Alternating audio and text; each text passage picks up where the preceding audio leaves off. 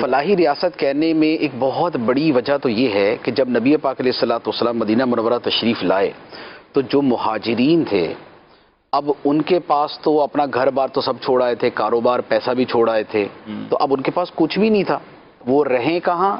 کمائے کیسے، کھائیں کیا؟ تو وہ جو نبی پاک علیہ الصلوۃ والسلام نے مواخات قائم فرمائی تھی کہ ایک انصاری اور ایک مہاجر کو آپس میں بھائی بنا دیا کہ یہ دونوں بھائی ہیں، انہوں نے اپنا گھر بھی شیئر کیا، انہوں نے اپنا کھانا بھی شیئر کیا، انہوں نے اپنا کاروبار بھی شیئر کیا، ان کی جو کھیتی تھی، جو کھیت ان کے تھے، اگر وہ 2 کھیت تھے تو 2 باغوں میں سے ایک باغ ان کو دے دیا۔ سبحان اللہ۔ تو یہ جو ابتدا ہوئی نا، یہ ابتدا جو ہے یہ ہے فلاحی ریاست کی بنیاد، کیا بات، کہ جس میں جو خوشحال ہیں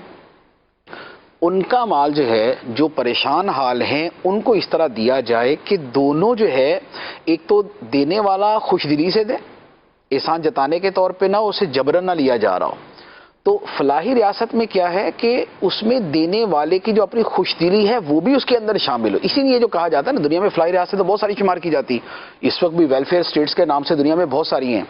لیکن اس میں یہ دیکھیں کہ دینے والوں کی جو دلی خوشی ہے کیا وہ بھی اتنی ہوتی ہے، یا وہ یہ بول رہے ہوتے ہیں کہ مر گئے یار 48% تو ٹیکس لگایا ہوا ہے۔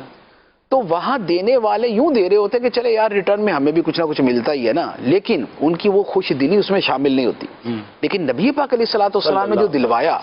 اس دلوانے کے پیچھے یہ تھا کہ یہ جو تم دے رہے ہو یہ تمہارا آخرت میں ذخیرہ ہے، سبحان اللہ، اور کیا دیا، تمہارا جنت کا سامان ہے، کیا دیا۔ تو اب وہ دینے والے ایسا دے رہے تھے کہ جو ان کو نہیں بھی کہا گیا نا وہ بھی دینے کو تیار تھے۔ یعنی تھا تو یہ کہ بھئی کھانے کو دے دیں، رہائش میں ذرا شیئر کر لے، لیکن وہ اپنے 2 باغوں میں سے ایک باغ ان کے حوالے کر رہے کہ بھی ایک باغ ہی آپ کا ہے، ہمارا اتنا مال ہے، یہ اگر 10 لاکھ روپے نا 5 لاکھ روپے آپ کو دے دیا، ورنہ تو لاکھ روپے بھی گزارا ہو سکتا تھا۔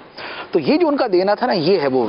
جن کے ساتھ کیا گیا، ان میں حضرت عبد الرحمن بن عوف بھی رضی اللہ تعالیٰ عنہ، جب ان کے ساتھ جو ان کے انصار بھائی تھے، انہوں نے جب ان کو دینے کا کہا تو انہوں نے منع فرما دیا،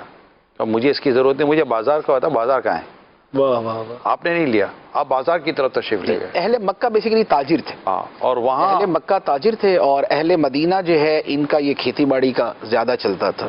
تو پھر بازار جا کر آپ نے وہ اللہ تعالیٰ ہمارے سامنے قریش ہے نا، لإیلاف قریش ایلافہم رحلۃ الشتاء والصیف، تو یہ گرمی اور سردی کے سفر کو ان کے لیے مانوس کر دیا۔ تو یہ گرمی سردی کا سفر کیا تھا کہ ایک موسم کے اندر وہ یمن جاتے تھے، ایک موسم میں وہ شام جاتے تھے، اور یہ ان کا تجارتی سفر تھا۔ تو وہ تجارتی سفر کا ریفرنس جو ہے نا وہ قرآن پاک میں دیا ہے اہل مکہ کے بارے میں۔ سبحان اللہ، سبحان اللہ۔